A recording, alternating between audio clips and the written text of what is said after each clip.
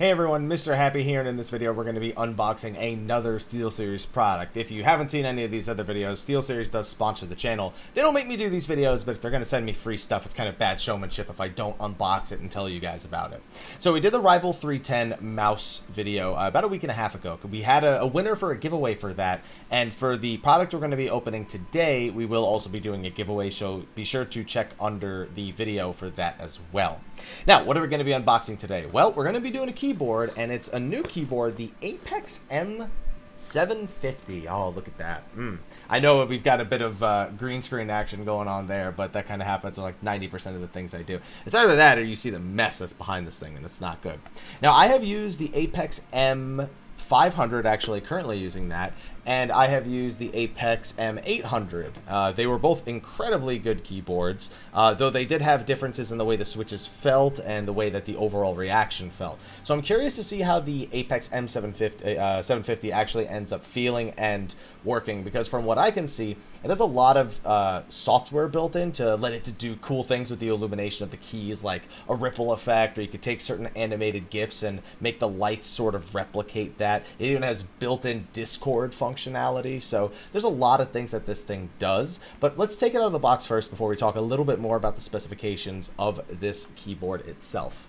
Alright, so after recording a take of me unboxing it and trying to hold it up and talk about it a little bit, I actually went ahead and plugged it in, and we're going to do a little bit of a play test with the Steelseries engine so you can check out some of the features yourself. But here is your Apex M750. Already plugged in. You can see it occasionally chroma keying and showing Dwayne behind you. Now, a few things I want to say about this. For the first thing is it has new switches called QX2s. They are partnered with a website called Gatoron, which helped make these switches, and as you can see, they're quite elevated up off the air.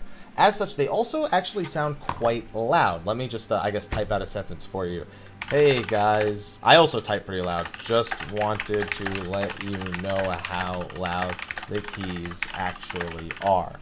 Now, that's about the sound of the keys, because I know for a lot of people that like clicking noise of the key, it's quite satisfying here, but it is a very stark difference to the M500 and the M800, which I felt were a little bit quieter. The M800 actually is the quietest of the three, I'd at least say so far. However, the keys themselves feel great, and just like a lot of other keyboard keys nowadays, they are they do say that they last for up to 50 million clicks, so that's kind of like the industry standard at this point now.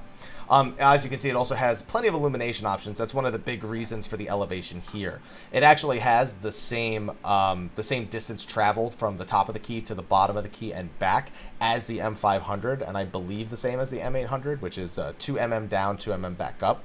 Other than that, it's also heavy. It feels very weighted. I believe Steelseries very often says they build their keyboards like tanks. So something I do appreciate, I like a keyboard feeling weighted. Definitely something that I'm into. And other than that, it's a pretty simple keyboard. It doesn't have any macro style keys, but I believe the Steelseries engine allows me to customize any key on the keyboard itself to be something else. So what do you say that we stop trying to look at it with me awkwardly holding it up like this? Oh, by the way, for the size, since I'm holding it in my hands right now, it's about, I guess, maybe an inch bigger on each end from the M500. It's got more on the top and more on the bottom. What do you say we switch scenes here and actually check it out? Now, I had to do a monitor capture because window capturing wasn't exactly working, so it's just kind of taking up the middle of the screen. Now, a few of the big things that this thing does is it's got a lot of additional software or things that are in the engine itself, as well as a lot of illumination options. You can see here that we're able to completely customize the illumination on the color.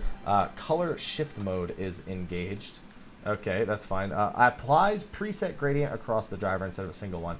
So you can see we have all these different options here in terms of colors, whatever you want to do on the RGB scale. So I can actually modify the individual aspects or the individual color itself, or I could go back to that color shift mode where it's actually the gradient that you saw when I initially held it up.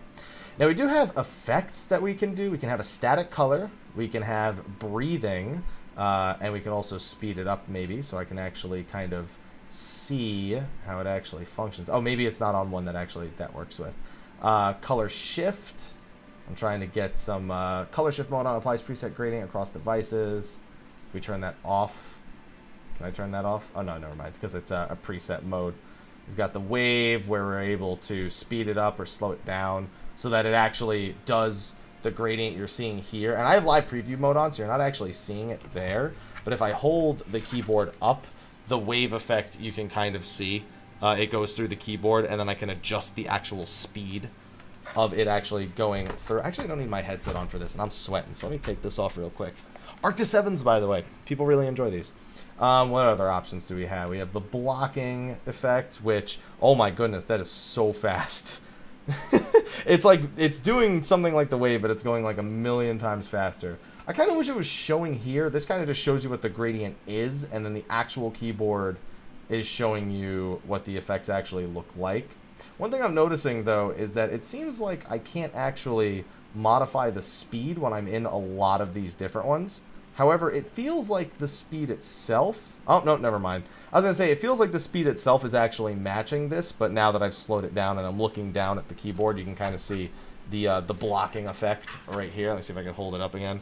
You can see it kind of flashing around. I know it's not the best color to try and show that with, but you can kind of see it flashing about. And I can even, with some of these, change like the direction of the illumination and, you know, how the gradient actually goes about. You also have per key static, so I can make every single different key its own color. You've got the boom, which, oh, this one's kind of weird. Oh, the boom is like, I think whenever I, yeah. All right, there you go. There's the boom. There's another one where it's like all over the place, kind of in a sense. So there's a lot of different options. Now, those are active, but there are also reactive ones, where basically it reacts to what I'm kind of doing on the keyboard itself. You have hexagon, you have ripple. Ripple's one of my favorites. So like with ripple, the key, you can set an active and a reactive, or you can just set it to be static. Whenever I press a key, it kind of just ripples away from where that key is. You can kind of see the effect. So it doesn't really serve much of a purpose at all there, but it does look pretty cool. So you can choose to set the active or the reactive ones, or you could set one, you could set both. You could turn them both off if you really just want your keyboard to sit there alone and in the dark. So a lot of options here, as you can see. Now, we also do have direct settings, and we do have key bindings themselves. For the settings, it's pretty much, you know, polling rates, you know, the keyboard's region, default engine app color, we're able to do that. And then we, of course, have key bindings, and you can actually launch a macro editor if you're someone who's into stuff like that. But as you can see, I can pretty much rebind any key that's actually on the keyboard to be something else. So if I wanted to have like one key on my keyboard like a million times, so there's no way I could fat finger it or mess up the keys in any way, I do have that option. So I didn't actually think it was gonna be customizable on that level, but it absolutely looks like it is. And you can also kind of just look at different sets like the functions or the standard key zone or things like that, or you could just look at all of them at once.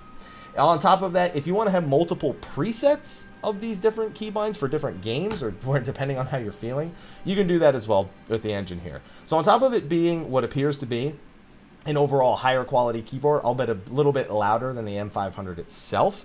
It does also come with quite a few options on the SteelSeries engine itself. But if you want to see them all for yourself, you can check them out on the website, or you can actually, or you can, when you get it yourself, you can mess around with the SteelSeries engine. Overall, I'm going to be switching out my M500 for this M750, and if you're looking to get your hands on an M750, well, look no further. In the description of the video, you'll find a Gleam giveaway, which is going to allow you to enter for a chance to win one of these M750s. Now, it has to be a region of the world where the M750 is available. Now, I'm pretty sure SteelSeries has it available in most regions. However, if someone from a region of the world enters and it's not available, I'll be sure to reach out to you directly and let you know that, so we can see if there's any other product that you may want off the website itself. I normally restrict these to US, but because this is being shipped from the SteelSeries website, they ship to a bunch of different countries. So check SteelSeries website in the description as well if you want to see if they ship to your country in the first place. So all that information is going to be in the description, and be sure to check it out. But anyway, thank you for watching this video. Thank you, SteelSeries, for sponsoring us. It's been now like 14, almost 15 months that you guys have sponsored this channel, and it's been phenomenal. Thank you so much for the support, and thank you those of you watching this who have supported the sponsor as well. There's been an outpouring of support for people on my channel for SteelSeries products over the last year. Wish I could give you exact numbers, but no, we can't do that. But anyway, thank you for watching this video. Be sure to like, favorite, subscribe, and share. And if you're going to be at PAX, look for me, meet and greet, 12:30 p.m. on Sunday. Or if you just see me, high five, whatever it is you want to do, I'll be there. But anyway, thanks for watching, and until next time, take care.